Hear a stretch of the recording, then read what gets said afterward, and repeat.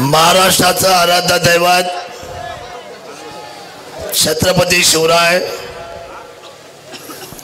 मराठी मनाचे मानबिंदू, हिंदू हृदय सम्राट सरसेनापती बाळासाहेब ठाकरे,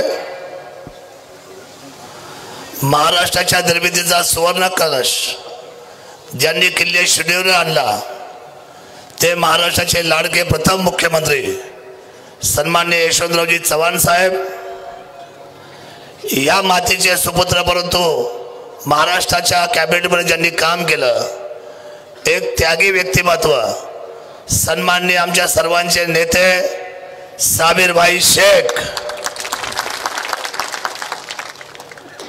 या सर्वांना मानाचं वंदन करून या भूमीचे सुपुत्र लोकनेते झांबर शेठ तांबे यांच्या स्मृतीला अभिवादन करतो। व्यासपीठावर आदरणीय बाळासाहेब दांगट आहेत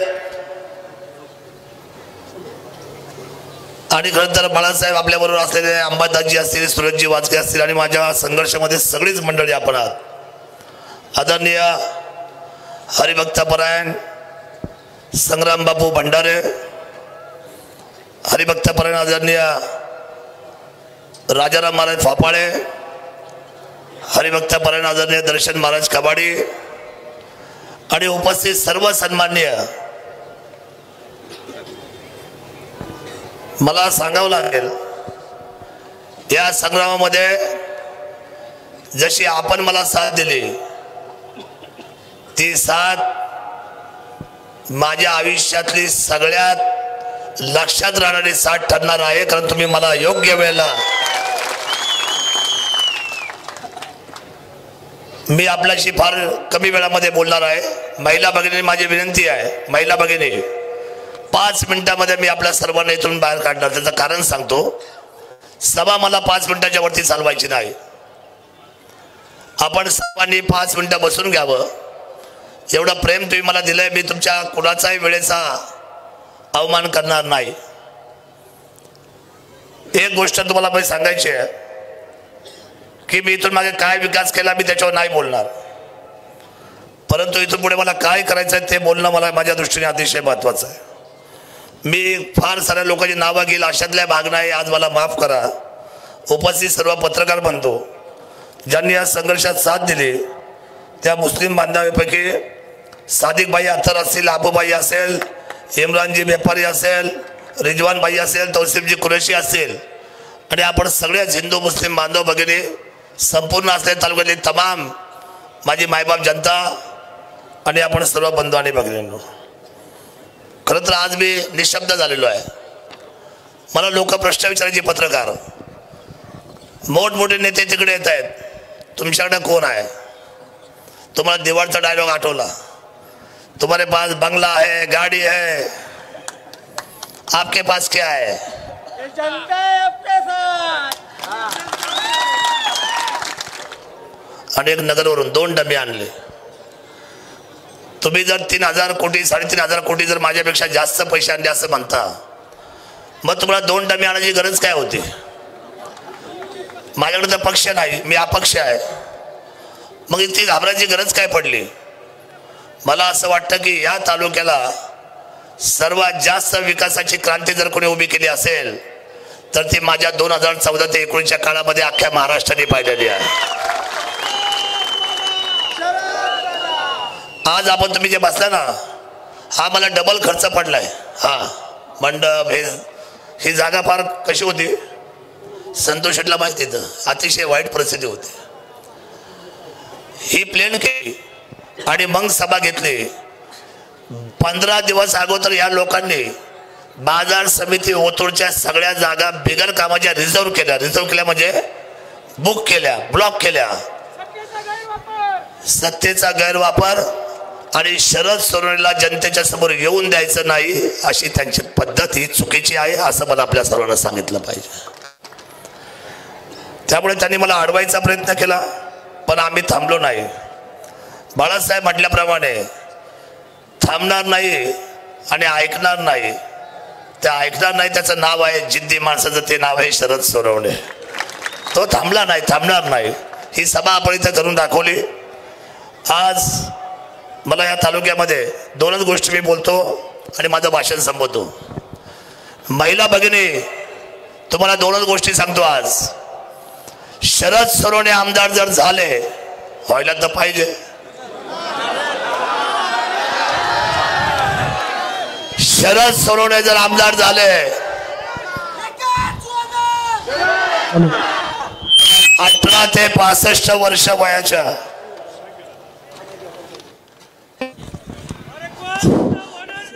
18 ते 65 वयाच्या सर्व महिला भगिनींचे 10 लाखाचा विमा शरद सोनवणे त्याच्या खिशातल्या पैशातल्या काढणार आहे. आणि जी लोक बेघर आहेत, ज्यांना 1 गुंठा जागा नाही आणि घर बांधायचं आहे, अशा सर्व बेघरांना 10 एकर जागा मी विकत घेणार, ती शासनाच्या नावावर देणार. आणि त्या जागेवर हिंदू हृदय सम्राट, स्वर्गीय हिंदू हृदय सम्राट सरसेनापती बाळासाहेब ठाकरे यांच्या नावाने संकुल बांधून या सर्वांना मोफत घर देणार. तिसरी गोष्ट जी मी आज बोलतोय, माझ्या तरुण आणि तरुणांचा खूप अपघात होतोय. वय वर्ष 18 ते वय वर्ष 40 तरुण आणि तरुणचे सुद्धा या दोघांचे मी 10 लाखाचे विमे मोफत काढणार. 18 आणि 40 हे आजच मी लक्षात करून बोललो. बरं, मला बोलायचं तर कुणाला विचारायचं नाही. काय काय लोकांना विचारलं जातं, तुमचं जुन्नर तालुक्याचं विजन काय, ते म्हणतात विचारून सांगतो.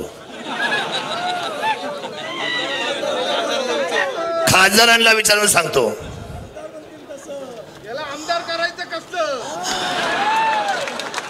मला काय कळत नाही, तालुका म्हणजे काय चेष्टा आहे का? छत्रपती शिवरायांचा तालुका आहे, तालुका म्हणजे काय गंमत आहे का? मला महिला भगिनींना विचारायचं आहे, तुम्ही मला साथ देणार आहात?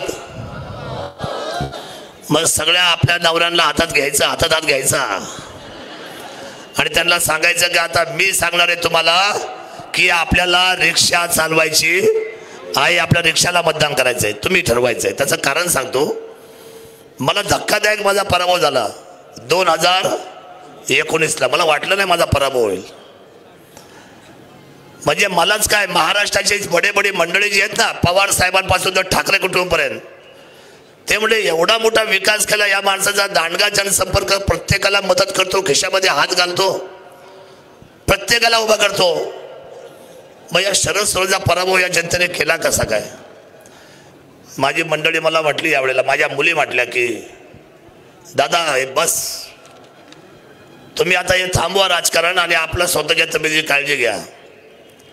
पण माझ्या डोळ्यासमोर स्वप्न होतं माझ्या तमाम मायबाप जनतेचं, जे माझ्या छत्रपती शिवरायांनी साकारलं माझ्या रयतेसाठी.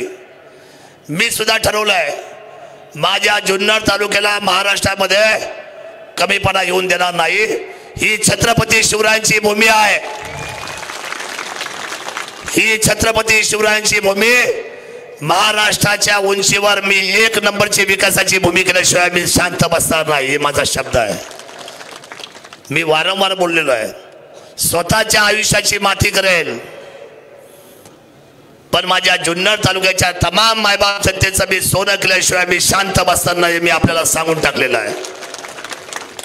होय, तुम्हाला आता पैसे येतील जास्त, तुमचं मार्केट टाईट झाले. आता 2 दिवसाचं मार्केट आहे तुम्हाला.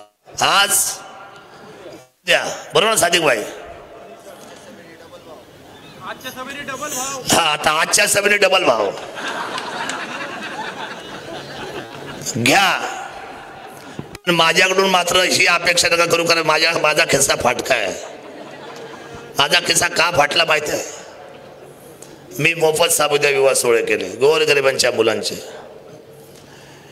ज्यांच्या खिशात पैसा नाही शिक्षणासाठी, त्यांच्यासाठी खिशातले पैसे घालवले. 165 कुटुंबासाठी 1,65,00,000 रुपयाच्या मी त्यांच्या पावत्या बनवल्या. कशाच्या? डिपॉझिटच्या.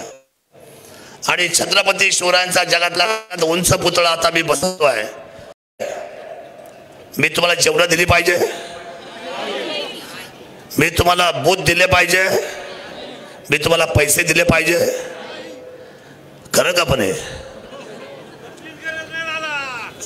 दादा भाऊ बोलले कसलीच गरज नाही. आता हे दादा भाऊ बोलले, दादा भाऊचं नाव सांगतो, दादा भाऊ सखाराम तांबोळी. संभाजी वडिलांसकट नाव सांगायचंय. 5.5 लाख लोकांमध्ये कोण सांगेल का? 5.5 लोकांमध्ये नाव सांगायचंय.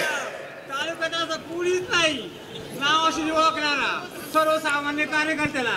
त्यामुळे माझी विनंती आपल्या मायबाप जनतेला आहे, माझा कार्यकर्ता कमी जास्त पडेल, माझ्याकडे फार काय पैसा या निवडणुकीला राहिलेला नाही, खरी गोष्ट आहे. लढाई महाराष्ट्रासाठी लढतोय, माझ्या छत्रपती शिवरायांसाठी लढतोय. यांचे पैसे येतील. आमचा निलेश बोलल्याप्रमाणे, निलेश चव्हाण कसा फळडा बघताय माझा खरडा, आणि त्यांनी सांगितलं की शरद सोनवणे हे असं रसायन आहे की त्यांनी एकदा निर्णय केला का ते मागे हटत नाही. त्यांनी जवळून अनुभवले. ही सगळी पोरं जी संतोष असतील, आमचा सूरज आता येऊन भेटलाय मला. पण मी आपल्याला प्रामाणिकपणे सांगतो, या शिवभूमीच्या लढाईकडे उभ्या महाराष्ट्राचं लक्ष लागले. उभ्या महाराष्ट्राचं. मी त्या दिवशी चप्पल सोडली, कारण मला भीती वाटली की ही लढाई जर जनतेने जर खांद्यावर नाही घेतली, जर ती मनावर नाही घेतली, तर हे जे स्वप्न आहेत ना, बिबट सफारी बनवायचे, तालुक्याला 5,000 कोटीचा पर्यटनचा पैसा आणायचा आहे, अद्यावत हॉस्पिटल बनवायचं आहे, विज्ञानाचा, तुम्ही पाहिलं, काही लोकांनी व्हिडिओ पाहिले ते विज्ञानाचे, काय सांगितलं मी पुन्हा नाही आता प्रयत्न करणार, कारण या प्रयत्नाला खूप कष्ट लागतात. 136 किलोमीटरचा तालुका, रोज सकाळी 6 वाजता उठायचं, 8-10 दशक्या करायच्या, रोज एकाचं डोळे पुसायचे, रोज त्याच्या खिशामध्ये 5-10 हजार रुपये द्यायचे, त्याला उभं करायचं, निस्वार्थी भावनेने उभे करायचं. मी गरिबी पाहिलेला माणूस आहे आणि मला गरिबाची व्यथा कळते, कारण माझा बाप शेतकरी आणि मी शेतकऱ्यांचा मुलगा आहे, हे मला आपल्या सर्वांना सांगितलं पाहिजे.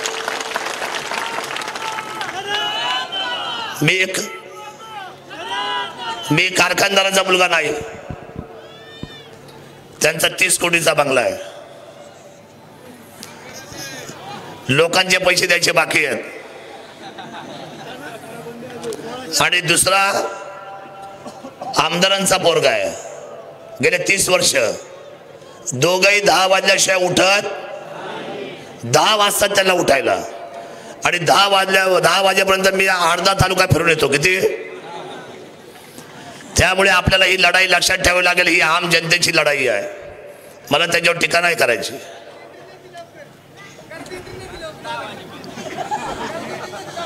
त्यांच्या बंगल्यात जायचंच नाही ना, तुम्ही आपल्या माणसाकडे यायचं.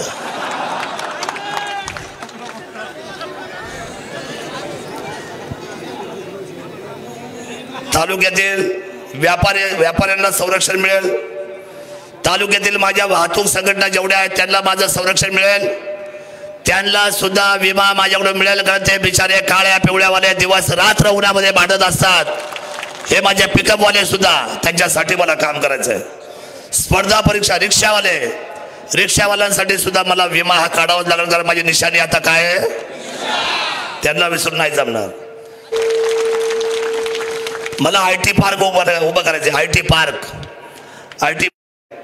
आणि मला या ठिकाणी शेतकरी भवन, पत्रकार भवन, त्याप्रमाणे दिव्यांग भवन आणि वारकरी भवन, हे 4ही गोष्टी एका प्रिमाइसेस मध्ये मला करायच्या. अधिकच काय बोलतोय आता, एकदा निवडून आल्यानंतर माझी अधिकची जबाबदारी वाढली आहे.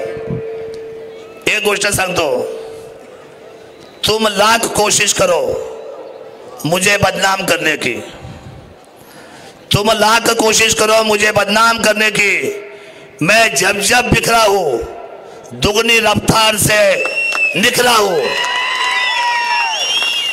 मैं जब जब बिखरा हूं दुगनी रफ्तार से निखरा हूं. मी तुम्हाला सांगतो, ही वाटचाल तुमच्या साक्षीने आहे. आणि उद्याच्या 23 तारखेचा गुलाल आपल्याला खेळायचा आहे. पण हे सगळं करताना एक सांगतो, मी अपक्ष निवडणुकीला उभा राहिलोय. सर्वांनी नीट मुद्दा ऐकून घ्या. अपक्ष उमेदवार उभा आहे मी. मला कारण नसताना आता जातीमध्ये आणि धर्मामध्ये कोणी पाहू नये. कशामध्ये? आणि कुठल्याही पक्षामध्ये पाहू नका. लोक तुम्हाला फसवतील. शरद दादा कुठे जाणार त्यांना विचारा. मी आपल्याला सांगतो, मी अपक्ष उमेदवार हिंदू मुस्लिम आणि सर्व तुम्हाला विश्वासात घेतल्याशिवाय आणि तुम्हाला विचारल्याशिवाय मी कुठल्याही पक्षामध्ये जाणार. तुम्ही मला मत देणार आहे बाळासाहेब, हे मत देणार आहे यांना विचारल्याशिवाय एक अशी भली जंग मोठी सभा लावली जाईल. पण मला असं वाटतं राजेंद्र माझे फाफाळे म्हणले ते बरोबर आहे. मी कुठे जाईल मला माहित नाही, पण मात्र सरकार जे बनेल ते माझ्याकडे आल्याशिवाय राहणार नाही.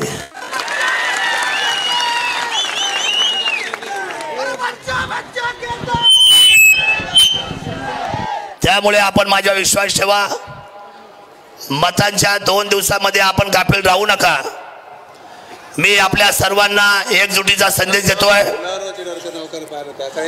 आणि आपल्या सर्वांसाठी एक गोष्ट सांगतो. मी नेहमी म्हणत गेलो, रवी, लहरों से डरकर नौका पार नहीं होती, लहरों से डरकर नौका पार नहीं होती, और कोशिश करने वालों की कभी हार नहीं होती. प्रचंड मताधिक्याने रिक्षाच्या समोरचा बटन दाबा आणि उद्याच्या 23 तारखेचा गुलाल खेळायला आपण एकत्र एवढंच सांगतो आणि थांबतो.